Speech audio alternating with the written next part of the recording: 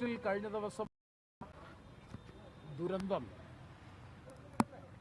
ജീവനക്കാരും തൊഴിലാളികളും താമസിക്കുന്ന ഫ്ളാറ്റിലുണ്ടായിട്ടുള്ള ദുരന്തത്തിൻ്റെ ഏറ്റവും വലിയ ആഘാതമുണ്ടായിട്ടുള്ളത് കേരളത്തിലാണ്. കാരണം 24-ലധികം പേരാണ് കേരളത്തിൽ ദുരന്തത്തിൻ്റെ ഭാഗമായി മരണപ്പെട്ടത്.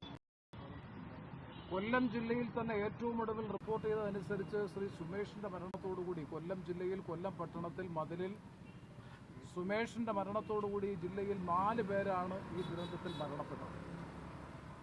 കേരളത്തെ നടുക്കിയ ദുരന്തം എന്ന നിലയിൽ ഈ ദുരന്തം ഒരുപാട് സന്ദേശം നമുക്ക് നൽകുന്നുകൊണ്ട് പ്രവാസ ലോകത്ത് ജീവിതം മുന്നോട്ട് നയിക്കാൻ നിവൃത്തിയില്ലാത്തതിൻ്റെ പേരിൽ പ്രവാസ ലോകത്ത് പോയി പണിയെടുത്ത് ജീവിക്കുന്ന പ്രവാസി സഹോദരങ്ങളുടെ സുരക്ഷിതത്വം ഉറപ്പുവരുത്തേണ്ടുന്ന അനിവാര്യത വെളിവാക്കുന്നതാണ് സത്യത്തിൽ ഈ ദുരന്തം.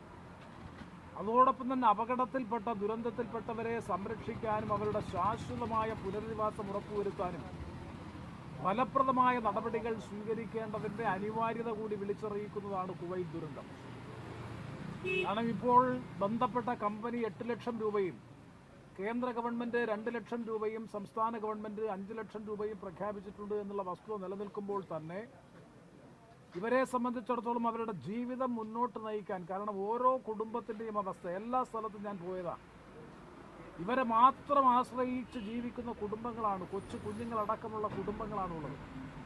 ആ കുഞ്ഞുങ്ങളുടെ തുടർ പഠനം ഉറപ്പുവരുത്താനും അവരുടെ ശാശ്വതമായ പുനരധിവാസം ഉറപ്പുവരുത്താനും കേന്ദ്ര സംസ്ഥാന ഗവൺമെൻറ്റുകളും കമ്പനി മാനേജ്മെൻറ്റും പ്രഖ്യാപിച്ചിട്ടുള്ള തുക തുലവും അപര്യാപ്തമാണ്, തുച്ഛമാണ്.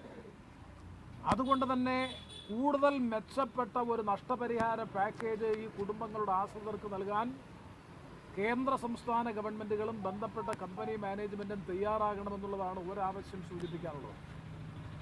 2, തൊഴിൽപരമായിട്ടുള്ള റീഹാബിലിറ്റേഷൻ അല്ലെങ്കിൽ പുനരധിവാസത്തെ സംബന്ധിച്ച ഈ കുടുംബങ്ങളെ ആശ്രയിച്ച് ജീവിക്കുന്നവരുടെ ജീവിതം, ഭാവി ജീവിതം സുരക്ഷിതമായി മുന്നോട്ട് കൊണ്ടുപോകാൻ പര്യാപ്തമാകുന്ന നിലയിലുള്ള തൊഴിൽ ഉറപ്പുവരുത്താൻ, കുടുംബത്തിൽ ഒരാൾക്കെങ്കിലും തൊഴിൽ ഉറപ്പുവരുത്താൻ ആവശ്യമായിട്ടുള്ള നടപടികൾ സ്വീകരിക്കേണ്ടതായിട്ടുണ്ട്.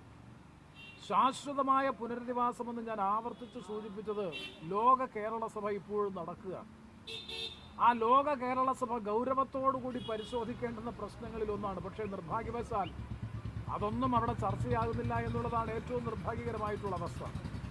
ഈ നിലയിൽ ജീവിതം വഴിമുട്ടി നിൽക്കുന്ന, ജീവിതം മുന്നോട്ട് നയിക്കുന്നതിന് വേണ്ടി പ്രവാസ ലോകത്ത് പോയി പണിയെടുത്ത് ജീവിക്കുന്ന നമ്മുടെ സഹോദരങ്ങൾ ഇതുപോലെയുള്ള അപകടങ്ങളിൽപ്പെട്ടാൽ അവർക്ക് മതിയായ ഇൻഷുറൻസ് പരിരക്ഷ ഉൾപ്പെടെയുള്ള കാര്യങ്ങൾ നൽകി അവരുടെ പുനരധിവാസം, ശാശ്വതമായ പെർമനന്റ് റീഹാബിലിറ്റേഷൻ ഉറപ്പുവരുത്താൻ ഉതകുന്ന പദ്ധതികൾ ആവിഷ്കരിച്ച് നടപ്പാക്കുന്നതിന് പകരം അവിടെ പണിയെടുക്കുന്ന തൊഴിലാളികളും ജീവനക്കാരും ഉൾപ്പെടെയുള്ള നമ്മുടെ സഹോദരങ്ങളുടെ ജീവിത സുരക്ഷിതത്വം ഉറപ്പുവരുത്താനും ഏതെങ്കിലും തരത്തിൽ എന്തെങ്കിലും അത്യാഹിതം സംഭവിച്ചാൽ ആ കുടുംബങ്ങൾക്ക് സുരക്ഷിതത്വം ഉറപ്പുവരുത്താനും അവരുടെ ജീവിതം നിലനിർത്താനും ഉപകരിക്കുന്ന നിലയിലുള്ള കർമ്മപരിപാടികൾ ആവിഷ്കരിച്ച് നടപ്പാക്കേണ്ടുന്നതിൻ്റെ അനിവാര്യത വിളിച്ചറിയിക്കുന്നതാണ് കുവൈറ്റിലുണ്ടായിട്ടുള്ള ദുരന്തം. ആ ദുരന്തത്തിൽ മരണമടഞ്ഞവരുടെ ആശ്രിതർക്ക് നൽകുമെന്ന് കേന്ദ്ര സംസ്ഥാന ഗവൺമെൻറ്റുകൾ പ്രഖ്യാപിച്ചിട്ടുള്ള ഈ നഷ്ടപരിഹാര തുക, അതുപോലെ തന്നെ കമ്പനി മാനേജ്മെൻറ്റ് പ്രഖ്യാപിച്ചിട്ടുള്ള നഷ്ടപരിഹാര തുക പരിമിതമാണ്, തുലവും തുച്ഛമാണ്. അത് മെച്ചപ്പെട്ട ഒരു പാക്കേജ്, നഷ്ടപരിഹാരവും തൊഴിലും അതുപോലെ കുട്ടികളുടെ, മരിച്ചുപോയ ആൾക്കാരുടെ കുഞ്ഞുങ്ങളുടെ തുടർ വിദ്യാഭ്യാസം ഉറപ്പുവരുത്തുന്നതിന് വേണ്ടിയിട്ടുള്ള ഒരു നല്ല പാക്കേജ് ഈ കാര്യത്തിൽ കേന്ദ്ര ഗവൺമെൻറ്, സംസ്ഥാന ഗവൺമെൻറ് ബന്ധപ്പെട്ട കമ്പനിയുമായി ചേർന്നുകൊണ്ടുള്ള ഒരു കോംപ്രിഹെൻസീവ് പാക്കേജ്, ഒരു സമഗ്രമായ പാക്കേജ് ലഭ്യമാക്കാൻ ആവശ്യമായിട്ടുള്ള നടപടികൾ സ്വീകരിക്കണം. അതിന് നോർക്ക ഉൾപ്പെടെ NRI മിനിസ്ട്രി, കേന്ദ്ര ഗവൺമെൻറ്റിൻ്റെ NRI മിനിസ്ട്രി ഉൾപ്പെടെയുള്ളവർ മുൻകൈ എടുത്തുകൊണ്ട് ഇതൊരു പ്രത്യേക കേസായി, കാരണം 50-ലധികം ഇന്ത്യക്കാർ മരണപ്പെട്ട ഒരു സംഭവമെന്ന നിലയിൽ തീർച്ചയായും അതും ശ്വാസം മുട്ടി ഇത്രയും മാരകമായിട്ടുള്ള ഒരു ദുരന്തം, ആ കെട്ടിടത്തിൽ കിടന്ന് ശ്വാസം മുട്ടി മരിക്കേണ്ടി വന്ന ദുരനുഭവം ഉണ്ടായിട്ടുള്ള കുടുംബങ്ങളുടെ സുരക്ഷിതത്വവും പുനരധിവാസവും പുനരുദ്ധാരണവും ഉറപ്പുവരുത്താനുള്ള ബാധ്യത നമുക്കുണ്ട്.